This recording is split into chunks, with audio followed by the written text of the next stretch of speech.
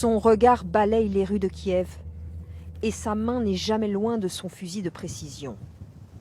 Ernesto, tireur d'élite dans la Légion étrangère, n'est pas ukrainien. Il est ici pour l'un de ses frères d'armes.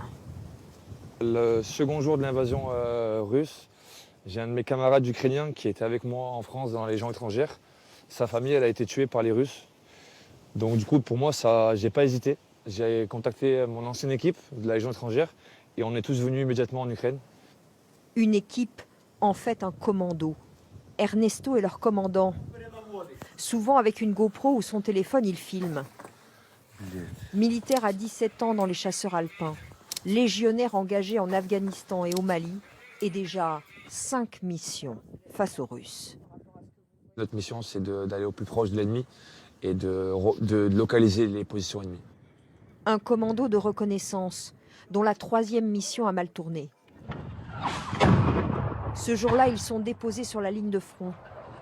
On est repérés. Donc là, il faut agir très rapidement. Et sont pris sous le feu de l'artillerie russe.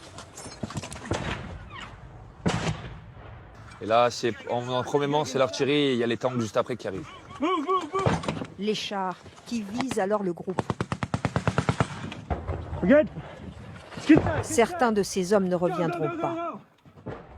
J'ai perdu malheureusement, ça me fait... je suis très malheureux parce que j'ai perdu 4 de mes frères. Un missile qui est tombé sur eux, voilà, sur eux. Et ils sont morts devant moi. Mourir pour l'Ukraine, pour les liens forgés à l'armée, comme on le ferait pour sa famille. Cela semble avoir du sens pour le soldat. On est encerclé. On lâchera pas, on lâchera pas. Ernesto n'est pas là pour l'argent. Dans le sud de la France, il y a 2 ans, après l'armée, il a fondé son entreprise de conciergerie de luxe. Alors combien de temps est-il prêt à combattre ici?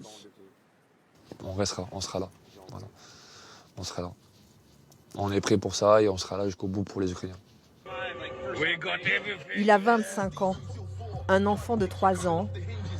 Le Français se dit certain de revenir d'une guerre, qu'il a donc fait sienne.